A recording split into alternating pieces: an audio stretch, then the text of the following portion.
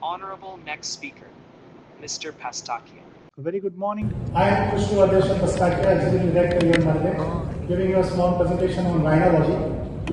It will be more focusing around Rhinoplasty and Septoplasty. Before moving on, let's have a snapshot on what Eon Meditech is all about. So it's there in the market since last 20 years, having the state-of-the-art manufacturing infrastructure, largest in Asia, present in more than 100 plus countries around the world, churning out 1 million units per day production capacity. Those are the glimpses of our manufacturing processes to have an idea of our infrastructure. That's the certifications what we have in our basket, that includes US FDA, European CE, UK MHRA, Australian PGA, Saudi Arabian SFDA, Brazilian NPSA, and of course QMS systems, which is one of the primary requisites for any medical device company. That's our product portfolio, which includes middle ear processes to connect the occipital chain, made up of titanium, super titanium, and Rhinol. Also fusion of Rhinoplasty and metal. We also have middle ear ventilation tubes, what we call as grommets, to drain out the liquids behind the tympanic membrane, made up of medical grade silicone, titanium, fluoroplastics, and of course gold-plated silver.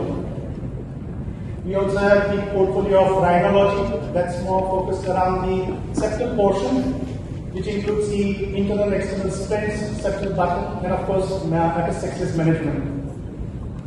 We have entire range of universally compatible burrs made up of tungsten carbide, stainless steel, and diamond to carry out cutting, drilling, and polishing actions. Universally compatible debrider shaver blades that's applicable on all most of the machines available in the world. We are the largest manufacturer of PVA desks in the world. Wide portfolio of absorbable hemosynthetic gel sponges. Laryngology implants, plasma systems for taking care of coagulation and abrasion together. ENT suction and deviation available in disposable and reusable formats for undertaking ear, nose, throat, and sinus applications. Talking of the nose, it's a very complex structure composed of bone, cartilage, and soft tissue and mucosa. Of course, it's gateway to the respiration for delivering the humidified warm air, where turbinates play a very important role, including the superior, middle, and inferior turbinates. It's a gateway for immune defense as it primarily filters pathogens via the mucosa, and one of the important tools for speech resonance. The septal wall plays a very important role in the entire Rhinology segment. Whether it is a septal perforation or a septal deviation, it can lead to several complicated issues. So whether it is congenital or acquired, it can lead to nasal obstruction, impaired airflow, and other complications. As far as global statistics is concerned, Rhinology tops the chart. With 52.4% of these surgeries undertaken worldwide under the ENT domain is under Rhinology. It's like 6 million plus surgeries undertaken worldwide. More on the female patients as compared to the male counterparts. If we come of the segment-wise surgeries in Rhinology, Rhinoplasty is 1.35 million surgeries per annum. Functional endoscopic sinus surgery, which what we call as stress, it's 1.85 million per annum, and Septoplasty is 2.20 million per annum. The nasal septal wall is a mucosa-covered bony cartilage structure. It's around like 3 to 4 mm thick. The lower and larger part of the septum is thin and membranous, whereas the upper and smaller part of the septum is thick and bony. The lower and the larger part is the major area of focus under the Rhinoplasty and Septoplasty segment. The nasal septum is again composed of 5 superstructures, which contains the perpendicular plate of equine bone, that's the green portion, followed by the septal cartilage and warmer bone, and then thin crust of vexillary bone and threadine bone. The first surgical encounter what we come across is the septal perforation. That's a hole in the septal wall. It can be because of chronic epistaxis. It can be because of infectious disease like tuberculosis, syphilis, even sarcoidosis, or inflammatory disorders that can lead to septal perforation. Septal perforation can also be an outcome after the surgery like rhinoplasty and septoplasty. Long-term use of nasal sprays can also lead to septal perforation. In the Western world, there is a trend of nasal piercing that can also lead to septal perforation. And of course, excessive nose picking, where your finger plays the intruder, that also leads to septal perforation. So these septal perforations may lead to epistaxis bleeding, it may lead to nasal pain and dryness, it can lead to foul smell, obstructed breathing, even chronic infections and septal collapse. The complete structure gets collapsed, and loss of dorsal support, what we call is a saddle nose deformity. The septal perforations can be identified as per the sizes also, as per the topography also. The cartilage on anterior is the most commonly seen and is also the most symptomatic. The posterior or bony portion is less symptomatic and doesn't call for that much of surgical intervention. It can be osteopaths intermediate, which is in the center portion of the septal wall. The size of the septal perforation can be like less than 1 centimeter to more than 2 centimeter, and this can lead to turbulent airflow with a whistling sound. The crust around the septal perforation can widen because of the erosion that can occur because of the edges become more and more crusty, more and more crispy, and then it gets breaken off, and then the hole gets more wider, and that can lead to the structural collapse. So there are two options: either to go for a surgical intervention with a tissue or an autograft, or you can deploy a non-surgical intervention, a septal button. Nasal septal button is a silicone-made product. One can use it across the septal wall. It's a very simple technique. One flap of the septal button needs to be stitched off like a basket. Put it across the septal wall and then it's opened up. And that's it. The septal button gets fixed up in the septal wall itself. So it is a non-surgical procedure.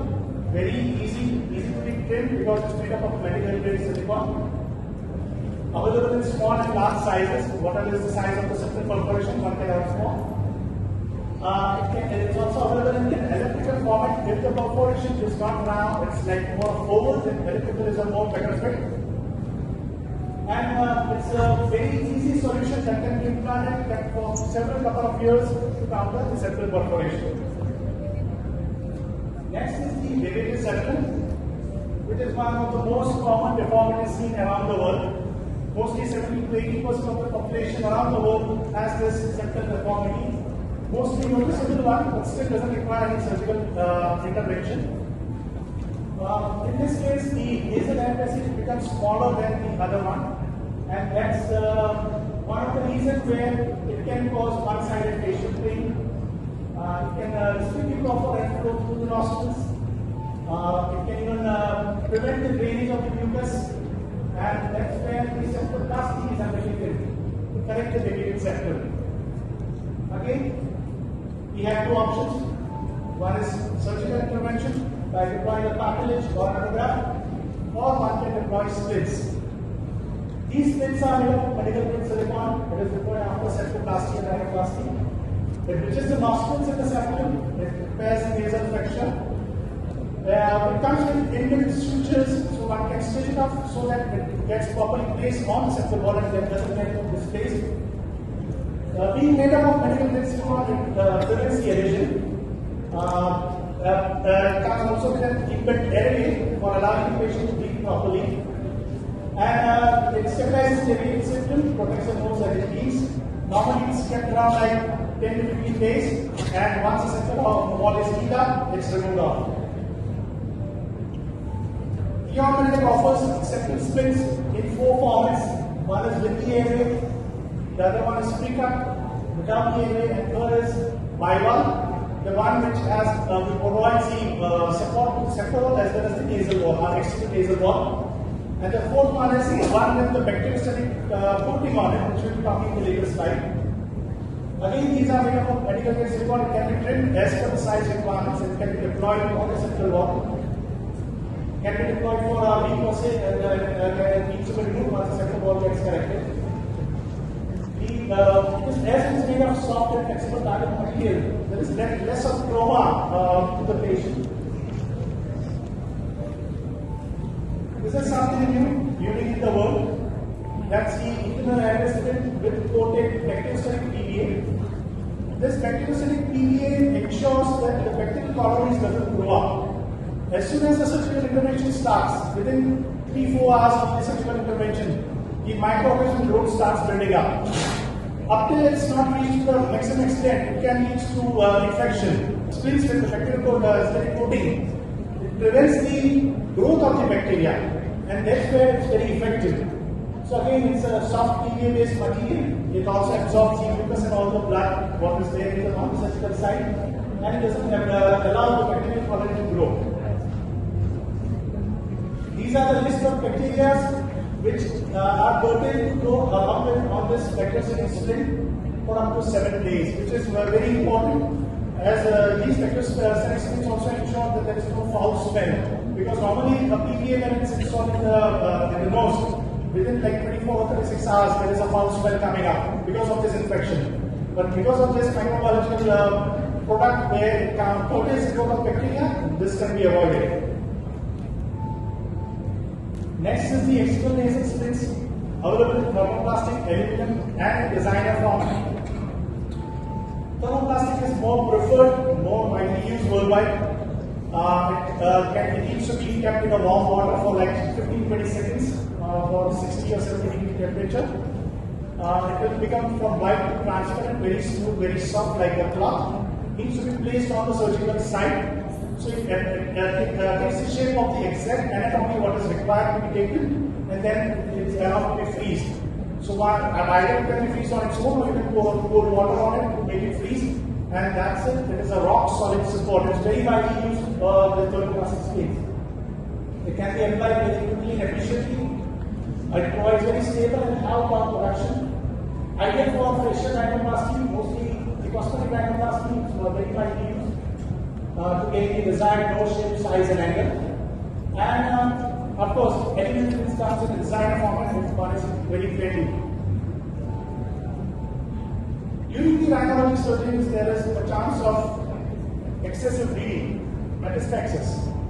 And Eon Meditech also offers balloon catheters. These are epistaxis balloon catheters to counter severe bleeding, available in anterior, posterior, and double balloon formats. These are injectable balloon, so it creates the pressure exactly at the surgical site where it is required, and it blocks the leakage of the blood. There are other counterparts also available in the market, but it comes with a coating of some sort of a material, like a mesh or like a cloth or something like PVA, which doesn't allow 100% protection. But these balloons, they just block it, so it doesn't allow any bleeding on the site. Being made up of medical grade silicone and having a bigger tip, it doesn't have any implications on the trauma. So there is no patient trauma because there is a bigger tip on the top.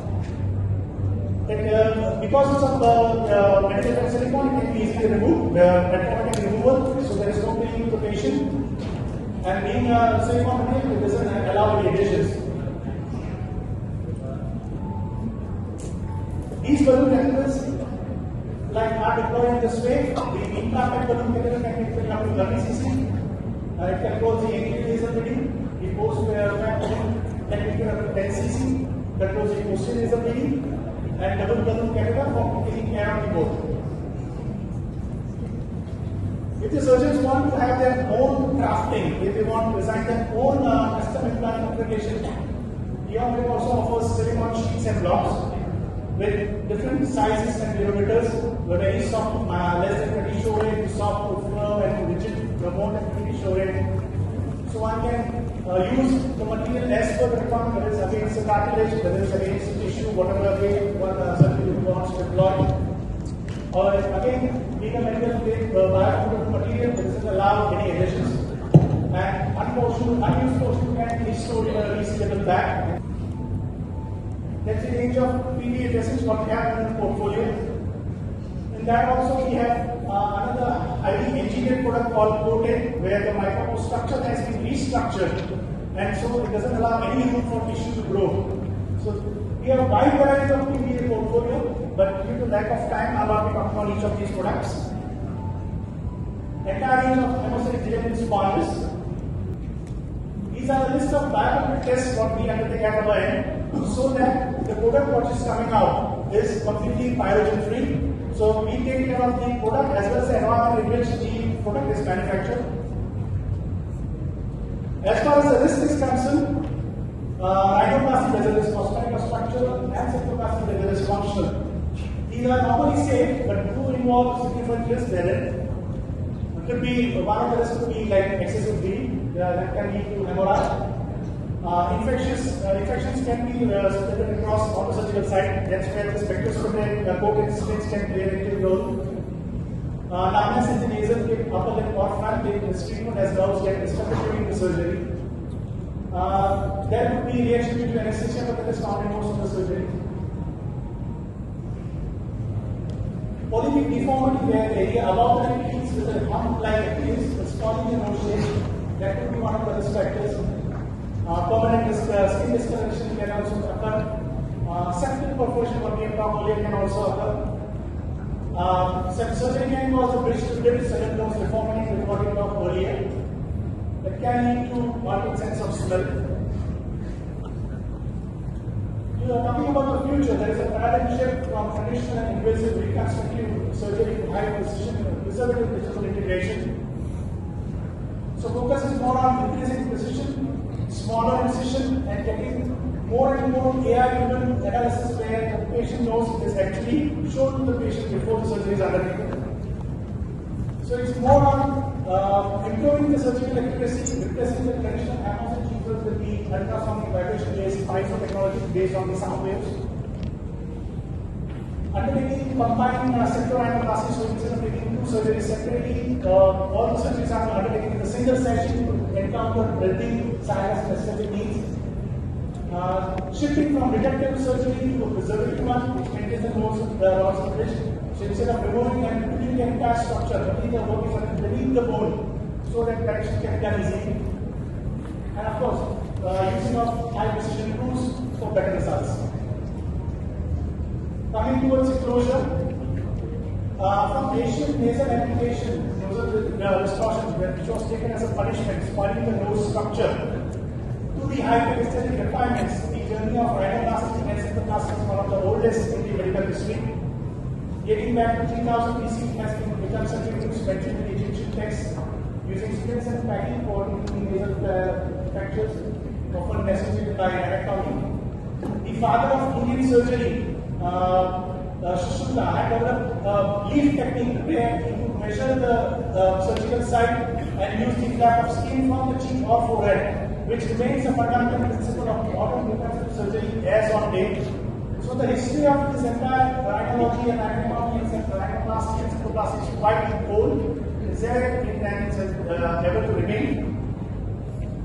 Hope you enjoyed the entire presentation. I appreciate your sincere involvement in the subject. Signing off your with that's Khushroo Pastakia. Thank you very much.